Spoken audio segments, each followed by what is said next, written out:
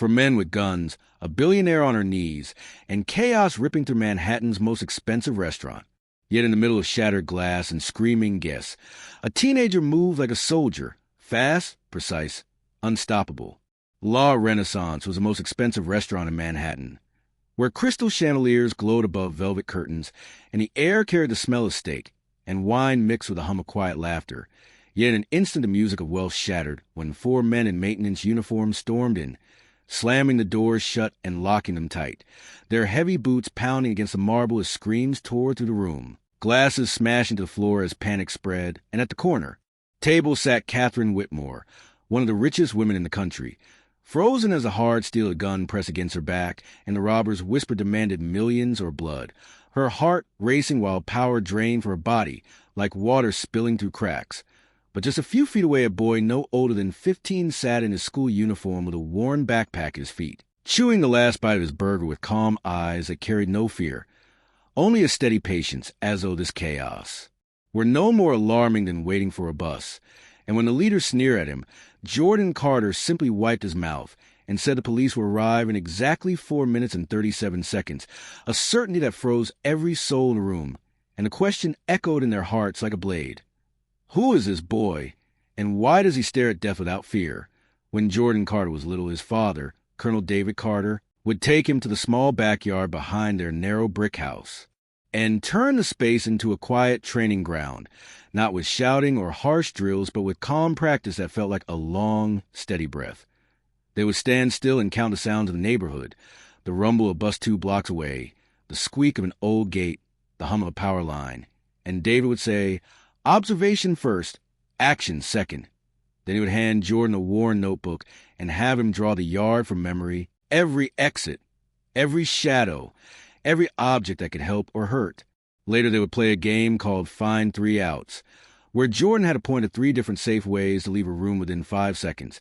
And if he was slow, his father would only nod and say, again, never angry, only patient, because he believed real discipline grows like a tree, with deep roots that do not snap in a storm.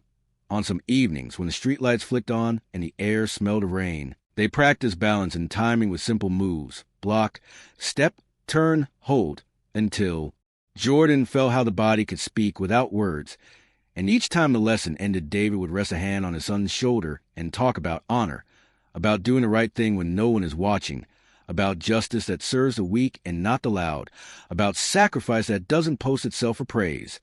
Jordan listened with the open-hearted child who believed his father's voice was the safest place in the world, and he promised himself he would never break the trust that voice had placed inside him. Then the day came when trust had to carry more weight than any boy should bear. The day the call arrived with careful tone and a careful lie. The day someone said Colonel David Carter had died of a sudden heart attack, and the words fell like stones but did not ring true, because his father ran every morning, ate clean, laughed often, and the last message it sent said only 4 heavy words. It's bigger than expected. Grief came like cold water in the lungs and tried to drown him. But under the cold there was a fire made by years of training, and Jordan held on to it with both hands, telling himself out loud that pain would not be the end of his father's story. He dug into boxes the colonel had left in a locked trunk, folders marked with dates and quiet names, bank trails that curved through shell companies, private memos stamped by men who smiled on television, and a thin notebook labeled Sentinel Systems, Field Defects, where lines of careful handwriting listed failures that could cost soldiers their lives. Each page pushed the lie of a heart attack farther away until it stood naked as murder. And once Jordan accepted that truth, his grief did not fade, but it changed shape, turning into a hard, steady kind of courage. He mapped the people who had something to gain, the places where meetings had happened, the hours when calls were made, and he reached out to the only ones who would understand, the veterans who had served under his father and owed him more than words. They came in quiet pairs, always alert, always respectful, teaching Jordan what they knew of signals and cyber trails, of safe houses and clean devices, of patience that can starve a giant. The plan they built was simple in the way a blade is simple. Observe, record, protect, reveal, never rush, never gloat. And with that plan living in his bones, Jordan walked into the night of the robbery as if into one more drill, not because he wanted to be a hero, but because his training left him no other honest choice. When the four men burst into La Renaissance and the door locks clicked like cuffs, Jordan's mind did what his father had taught it to do. It counted the exits, weighed the angles, marked the leader by the scar on his face and the twitch in his left hand, felt the room's panic swell and then break. He saw the chandelier chain above the main table and the fire extinguisher near the kitchen door. He saw Catherine Whitmore's shoulders tighten under the press of a gun. He heard the robber say, "Transfer." He watched the manager tap his watch 3 times, the same code David had taught him, and he set the clock in his head for police response.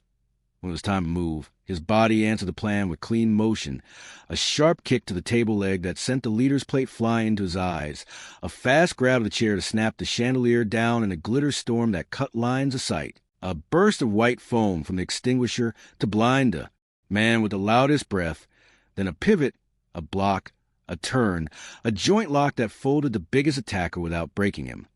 He spoke only what was needed, voice level and almost polite, not to show off but to steady the room, and in the corner of his eye he kept count of guests crawling to safety while he guided the billionaire toward the back, step by measured step. When the kitchen door opened and 3 broad men with soldier backs slipped into place, he knew his father's friends had, heard his signal and closed the net. The leader, wiping sauce and fear from his face, stared at Jordan like a man looking at a ghost, and in a way he was, because the moves in that room were not only the son's. They were the last lessons of a father still working to the hands he had trained. Later, when the sirens grew loud and the handcuffs clicked, when the air smelled like glass dust and lemon foam, Jordan shouldered his worn backpack and tucked a small folder deeper inside, the one marked cleanup, and walked out without a cheer. Behind him, Catherine Whitmore stood very still with her phone heavy in her palm and a thought heavier in her chest, watching a boy who had just turned terror into order without panic, who had read the room like a soldier and moved like a shadow, and she understood with a cold shiver that this was not an ordinary team with lucky instincts, but a patient mind shaped by a general's hand, a quiet force carrying a mission that had not ended at a graveside, and for the first time in a very long time, the richest woman in the room felt poor in the only way that mattered, a tea the police station the night smelled, of stale coffee and tired fluorescent light, and Catherine Whitmore sat stiff in a plastic chair with papers spread across a metal desk, signing her statement with a hand that shook despite her best efforts to steady it, her expensive perfume fighting the scent of ink and sweat. And though Detective Harris assured her she'd been lucky the boy was there, she heard no comfort in his voice, only the ringing echo of Jordan Carter's calm words from the restaurant, words that had sounded more like orders and observations. And when she finally stepped outside to the waiting limousine, her lawyer, Robert Klein, met her with a tablet full of files and a look that told her this was no ordinary situation. Yet before he could brief her fully, she caught sight of Jordan across the street, standing alone under a street lamp with his worn backpack over one shoulder, and as their eyes locked, he spoke across the night without raising his voice, words that cut like a whisper carried by wind. "Don't. Run. My father taught me to always have a plan B, C, and D." And then he turned away, leaving her with the cold realization that he was not finished, and neither was she. The next day, in a corner booth of a quiet coffee shop, Catherine wore sunglasses and a scarf, as a disguise could soften her vulnerability, but Jordan arrived in his wrinkled school uniform, ordered hot chocolate, and sat without hesitation, placing a thin folder on the table with the finality of a verdict, and inside she saw what she feared, a private autopsy report showing traces of digitalis in her former rival Colonel David Carter's blood, surveillance photos of meetings she thought were buried in shadows, and audio recordings of her voice arranging payouts for contracts with Sentinel Systems, the company now marked as a graveyard for soldiers who had trusted defective gear. She tried to scoff, tried to call it fabrication, but the tremor in her voice betrayed her, and Jordan leaned forward, his eyes steady and his words sharp. "You knew what Sentinel was sending into the field. You knew and you profited." Then he pulled another photo from his bag, one of her shaking hands with Anthony Vega, the fixer tied to her secrets, and her mouth went dry because there was no way he should have known, no way he could have been there. Yet here he was, 15 years old, with the evidence of a man twice her age and the resolve of a general who refused to die. She tried again, this time louder, insisting he was only a child, traumatized, confused, but in the middle of her denial, Jordan's voice broke, not with weakness, but with a force of grief so raw it silenced her, because a single tear slid down his cheek as he whispered, You didn't just kill my father, you created me. And the line cut deeper than any document because it carried the weight of a legacy that could not be erased, a boy who had turned loss into armor, pain into discipline, and memory into a weapon sharper than bullets. Catherine sat back, in her chair then, her breath shallow, her disguise feeling foolish. And for the first time in years, she felt smaller than the person across from her, realizing she was no longer fighting a teenager with a folder, but the living continuation of the man she had tried to bury, a boy shaped into a force by the very crime she had committed. And the truth settled into her bones with the clarity of a sentence already passed. She was not staring at a child. She was staring at a shadow that carried the name Carter. It would not stop until justice was complete. Catherine Whitmore did not sleep. She moved, fast and furious, turning her empire into a weapon and pointing it at a 15-year-old boy, because that was how she had survived every storm before, by hitting first and harder. So within hours, her public relations team drafted talking points that painted Jordan Carter as a disturbed teen broken by grief. Her social media firm seeded quiet rumors about obsession and rage, and her lawyers sent threats to any outlet that dared to praise him. She hired a retired FBI investigator to pull school records, medical notes, any scrap that could be twisted into doubt, and she brought in a gray market hacker to hunt for the files he held, while a darker call went out to men who offered permanent solutions in dry voices that never used the word kill. Yet every move she made ran into a wall she could not see, because Jordan had learned from a father who planned for storms and taught him to listen for the wind long before clouds formed. And so when a hired car tried to box him in at a crosswalk, a van 2 blocks back turned on its high beams and sent the attackers scrambling. And when a stranger accidentally bumped him on the subway, a hand from nowhere caught the stranger's wrist and squeezed until he let go. The veterans who had served under Colonel David Carter did not wear uniforms now, but they carried the same alert posture and the same quiet eyes, watching corners, tracking routes, changing plans at the last second, and they moved around Jordan like a tide that looked still until it pulled you off your feet. He lived in a modest apartment with 3 entry points and a camera that never touched the internet. He rotated phones that held no names, only numbers, and he kept backups in places that would not burn together, while a small room down the hall lit up each night with the blue of screens where Mark Daniels and 2 others followed Catherine's digital. Steps like hunters tracing prints in new snow. When her hacker probed for Jordan's files, the probe landed in a sandbox designed to mirror a server and then silently record the intruder's tools, building a fingerprint that would later sit in a folder marked Evidence, Cyber. And when a retired FBI man traced a veteran to a brownstone, a decoy package on a stoop flashed a tiny light and sent an alert to a waiting phone, giving Jordan a 12-minute head start to clear a meet and change a route. Still, Catherine pushed the smear, releasing anonymous sources who whispered that Jordan had violent outbursts at school, that he spoke to no one, that he might be a danger, and for a few hours the story gained heat, until Jordan did what his father would have done. He spoke first, clearly, and then stopped speaking. He posted a single video from a plane room of bare wall, wearing his school uniform, hands folded on the table, voice steady as a metronome while he said his name and his age and told the country that his father, Colonel David Carter, had died while investigating corruption in military contracts. And in the coming days, there will be efforts to smear, to frighten, to confuse. But truth hates noise and finds light.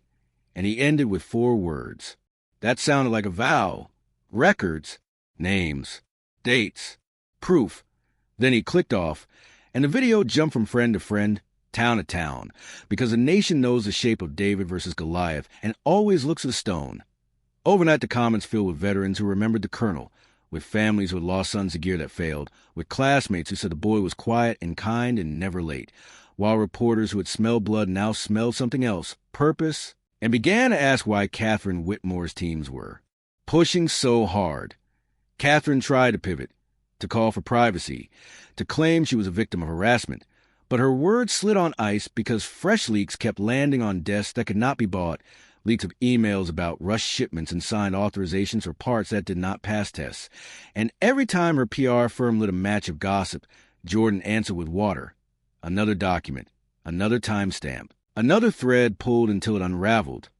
Twice, men tried to corner him in places that looked safe. Once in the alley behind a grocery, once in parking garage where the cameras were broken, and twice they found themselves blinded by light and pinned by men who moved like shadows and said nothing beyond walk away. And when a blogger posted a long expose calling Jordan a liar, a veteran uploaded a body cam clip from a training exercise that showed the colonel dragging him to safety under live fire, his voice a calm river in chaos. And the clip ended with a veteran looking into the lens and saying, "I owe my life to that man. So today I stand with his son." And by noon the hashtag was a chant and the chant was a wall. Behind all of it, Jordan kept the rhythm his father taught him. Observe, record, protect, reveal, never gloating, never rushing. And he used Catherine's fury as fuel, because each attack gave him something to show, a chance to educate, to draw simple lines anyone could follow, from bribe to contract to defective part to flag-draped coffin. He brought mothers into small rooms with microphones and let them speak without editing. He sat with engineers who explained in plain words why a radio died in heat. He published payment chains that ran through 6 countries and looped back to a single office with view of the river. And the more he showed, the lesser money could buy, until even the investors who had once cheered her name began to send careful emails asking about risk. The suspense did not fade when the public turned. It sharpened, because everyone could feel the stakes rise each day. Catherine throwing heavier stones into the water, Jordan stepping from one small island of proof to the next, never missing, never slipping. And in late-night meetings of veterans reminded him to breathe and to eat and to sleep, and sometimes he did, and sometimes he didn't, but he listened, because they were no longer a guard. They were a family that had decided the boy would not carry this alone. By the time a national network called for an interview and Jordan declined, saying the work should speak for itself, the story had escaped Catherine's hands entirely. And when she tried one last time to script a narrative with a glossy magazine profile painting her as a misunderstood visionary, the editor killed the piece after 3 producers received a plain envelope with a single USB drive inside and the label "Listen," and they did, and the sound of her own voice bargaining in the back room made the ink dry in their pens. Every attempt she made to silence him only strengthened the frame around his case, like hammer blows that hardened steel. And in the quiet between storms, Jordan sat at his desk and wrote his father's name at the top of a yellow legal pad, then drew straight lines beneath it. What we know, what we can prove, what we will show next, each line a promise that pushed the story forward, while the nation, now watching with held breath, understood that the boy had become not a symbol but a plan, and plans, once set in motion with care and courage, are very hard to stop. The envelope arrived without a return address, slid across Catherine Whitmore's desk by a courier who never waited for a tip, its plain surface carrying the weight of a loaded gun. And though her office was wrapped in glass and sunlight high above Manhattan, the moment her fingers touched the paper the air seemed to grow heavy, as if the walls themselves knew what was inside. She sliced it open with a letter knife, and out fell a flash drive. No note, no instructions, just that small piece of plastic that felt colder than steel. And when she plugged it into her laptop, the first file opened on its own, playing her own voice in crisp clarity, arranging bribes with senators whose names she thought were untouchable, laughing softly as numbers in the millions rolled off her tongue like casual figures. Then came the photos, her face in grainy resolution but undeniable, shaking hands with Anthony Vega, the fixer who never left trails, exchanging envelopes, glancing over his shoulder like a thief caught in real time. And then spreadsheets followed, every column a nail hammered into her coffin, financial records tying defective weapons contracts to her shell companies, blood money staining every digit. And she could not keep it in, while rising so fast she barely made it to the side of her desk before vomiting across the white carpet, the acid stench filling her sanctuary of power. By the time she wiped her mouth with trembling fingers, she knew Jordan Carter had cornered her in a way no rival ever had, because this was not rumor or accusation. It was evidence, layered, irrefutable, devastating. And when her lawyer called to say a meeting had been set, she understood it would not be negotiation. It would be surrender. 2 days later she sat in a neutral office, its walls bare, the blinds drawn, the silence heavy. A long table between her and the boy she had once dismissed as a child, and Jordan sat, straight in his chair, the same worn backpack at his feet, his eyes steady with the calm of someone who had already won.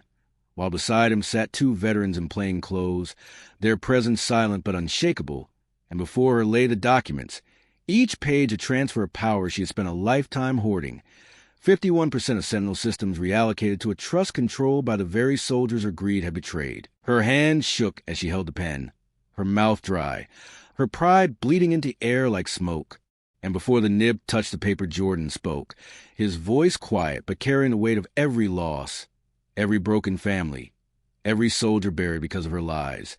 True power doesn't come from billions, Ms. Whitmore. It comes from integrity, from strategy, from people who fight for the truth. And the words cut deeper than the files, deeper than the photos, because they echoed the voice of his father, the general she had thought silenced forever, living again through the sun she had tried to break. And her chest heaved once, twice, before she scrawled her name across the line, each stroke dragging like chains pulled through mud.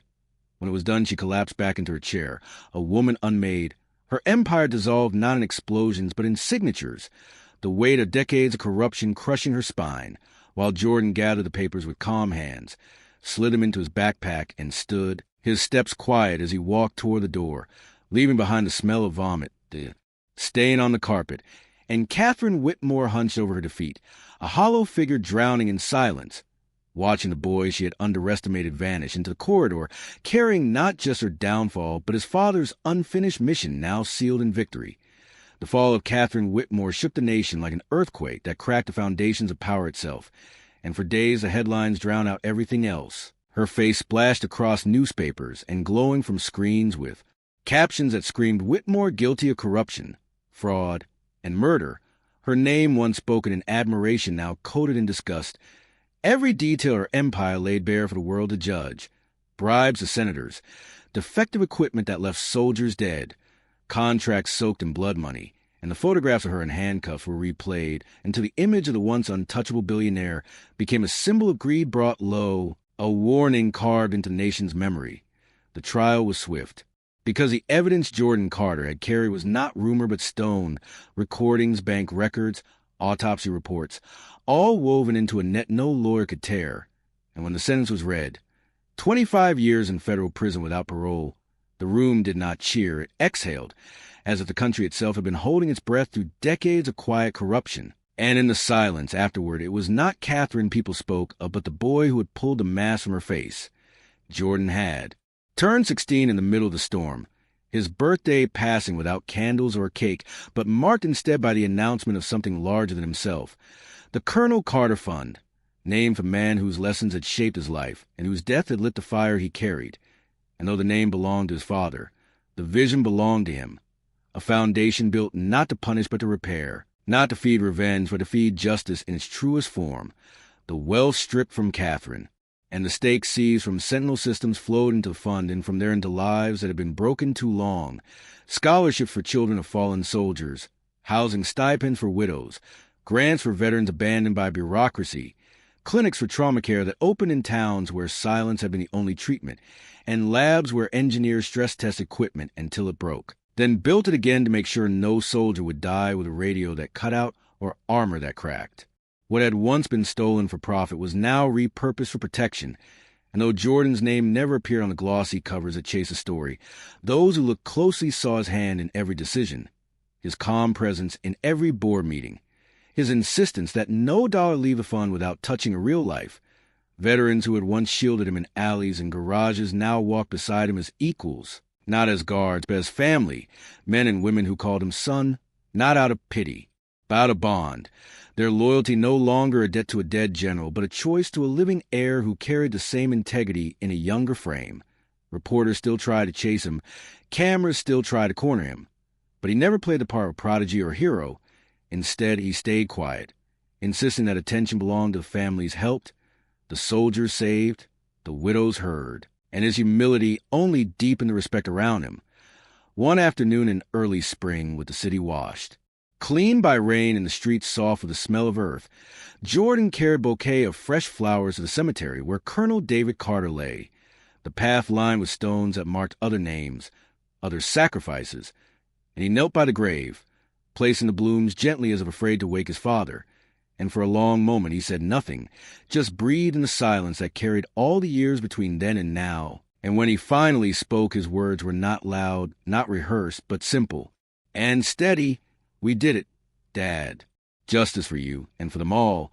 And the word sank into the soil like roots finding home, a promise sealed not in courts or headlines, but in the earth that held his father's bones. Behind him stood the veterans, not in formation but in quiet unity. Mark Daniels with his steady eyes, Alvarez with his weathered hands, Brooks with his bent back, men who had carried rifles once but now carried memory, their presence not as guards but as kin, silent witnesses to a boy who had carried grief and turned it into a map for others to follow. Jordan rose then, his shoulders no longer bowed by pain but square by purpose, and he walked down the path between the graves of the weight of tragedy transformed into legacy, his steps measured, his face calm. And if a camera had followed, it would have pulled back to show the boy alone yet not alone, a figure framed by stones and light, carrying forward not revenge but something greater, the slow, patient work of rebuilding trust where it had been shattered, hope where it had been buried, injustice where it had been sold. The final truth of his journey was written not in the fall of the billionaire, but in the rise of the future, and as the image of him faded into distance, the lesson remained like fire that warms but does not burn. The best revenge is not destruction. It is building a future where justice outlives the darkness.